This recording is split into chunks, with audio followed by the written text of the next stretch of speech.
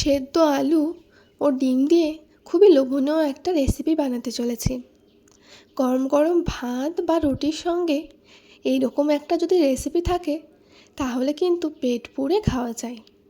খুব সহজে ঘরোয়া উপকরণে যে কেউ বানিয়ে ফেলতে পারেন। আসসালামু আলাইকুম বন্ধুরা, আপনাদের সবাইকে কাশ্মীরাস কিচেনে স্বাগত জানাই। সেদ্ধ আলু ও ডিমের হেলদি রেসিপিটা সম্পূর্ণ দেখতে থাকুন, আশা করছি খুব ভালো লাগবে। তো এই রেসিপিটা বানানোর জন্য প্রথমে একটা বড় বোল নিয়ে নিয়েছি। এই বোলে দুটো ডিম ভেঙে নিয়ে নিলাম। অন্যদিকে আমি দুটো মিডিয়াম সাইজের আলু সেদ্ধ করে নিয়েছি। আলুগুলোকে গ্রেটার দিয়ে গ্রেট করে নেব।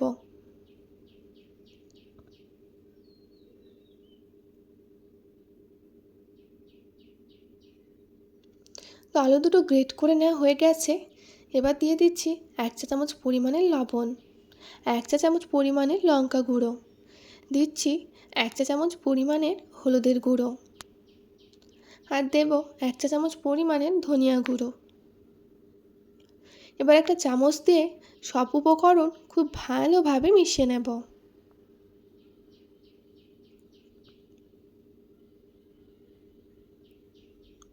তো এখানে আমার সব কিছু খুব ভালো করে মিশিয়ে নেওয়া হয়ে গেছে। অন্যদিকে ফ্রাই প্যান বসিয়ে দিয়েছি। ফ্রাই প্যানটাকে একটু গরম করে নিয়ে দিয়ে দিচ্ছি 2 চা চামচ পরিমাণের সরষের তেল। এবার ফ্রাই প্যানটাকে এই তেলটা খুব ভালোভাবে ব্রাশ করে নিতে হবে। তেলটাও যখন খুব ভালোভাবে গরম হয়ে আসবে তখন মাখিয়ে নেওয়া ডিম ও আলুর ব্যাটারটা দিয়ে দেব। চামচ দিয়ে এই ব্যাটারটাকে চারি সাইডে সমানভাবে গোল করে নেব।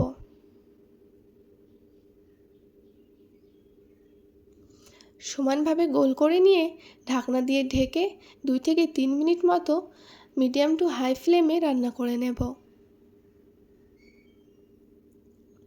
প্রায় 3 মিনিট পর দেখে নিচ্ছি। তো এখানে নিচের সাইডটা ভাজা হয়ে গেছে মনে হচ্ছে। তো এমনি কিন্তু উল্টানো যাবে না, নাহলে ভেঙে যেতে পারে। এরকম একটা ওপরে প্লেট দিয়ে ঠিক এইরকম করে উল্টিয়ে নিতে হবে। তো দেখুন এই পিঠটা কত সুন্দর লাল লাল করে ভাজা হয়েছে। তো ফ্রাই প্যানে আরেকটু তেল ব্রাশ করে দিচ্ছি।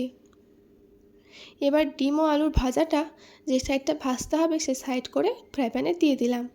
আবারও ঢাকনা দিয়ে ঢেকে প্রায় 2 মিনিট মতো মিডিয়াম টু হাই ফ্লেমে ভেজে নেব। প্রায় 2 মিনিট পর দেখে নিচ্ছি। তো এখানে ডিম ও আলু খুব সুন্দর করে কিন্তু ভাজা হয়ে গেছে, তুলে নেব।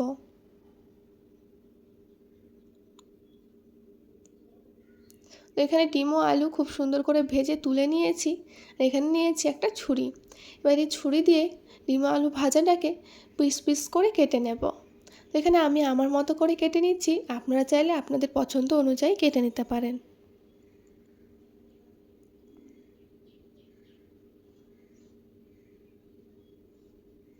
তো দেখুন ডিম ও আলুর ধোকাগুলো খুব সুন্দরভাবে কিন্তু রেডি হয়ে গেছে।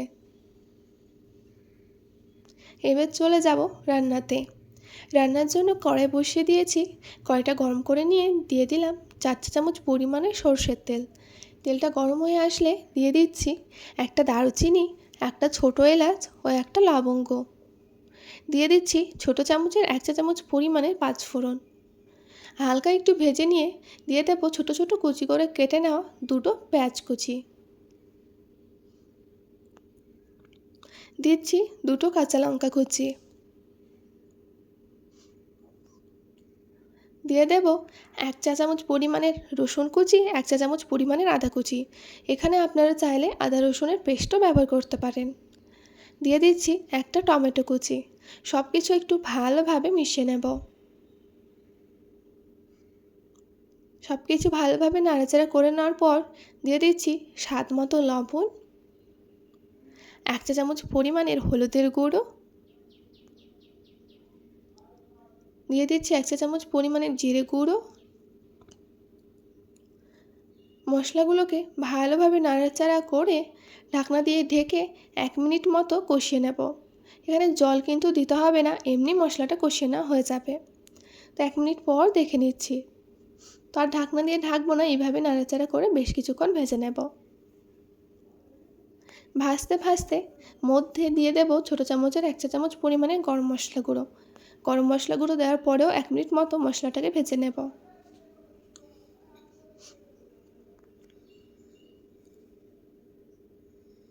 তো এখানে আমার মশলাটা খুব সুন্দর করে ভেজে নেওয়া হয়ে গেছে।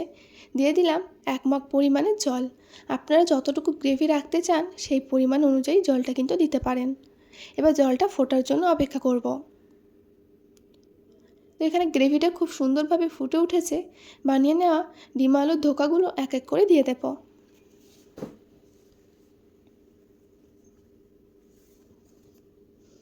তো এখানে প্রায় 3 মিনিট মতো হাই ফ্লেমে রান্না করে নেব ডিম আলুর ধোকাগুলো।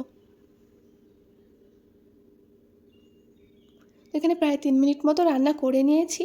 সবশেষে দিয়ে দেব ছোটো চামচের 1 চা চামচ পরিমাণের ভাজা জিরে গুঁড়ো। ভাজা জিরে গুঁড়ো ডিম আলুর ধোকার তরকারির সঙ্গে ভালোভাবে মিশিয়ে নিয়ে এই সুন্দর তরকারিটা নামিয়ে নেব।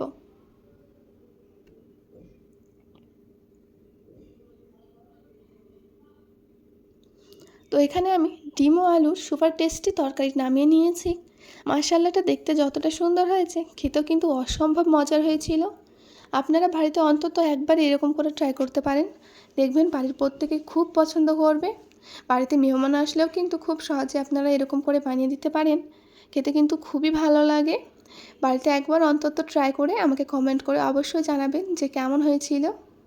আর এই রেসিপিটা কিন্তু খুব হেলদিও হয়, ভাত রুটি দুটোর সঙ্গে খুব ভালো লাগে। এরকম রেসিপি বানিয়ে রুটি বা ভাতের সঙ্গে কিন্তু আপনারা টিফিনেও দিতে পারেন। ভিডিওটা ভালো লেগে থাকলে ভিডিওটিতে লাইক করে দিন।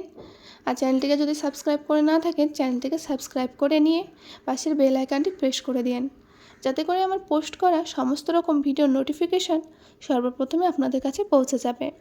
ফিরে আসবো আবারও কোনো নতুন ভিডিও নিয়ে। সবাই ভালো থাকুন, সুস্থ থাকুন। আল্লাহ হাফেজ।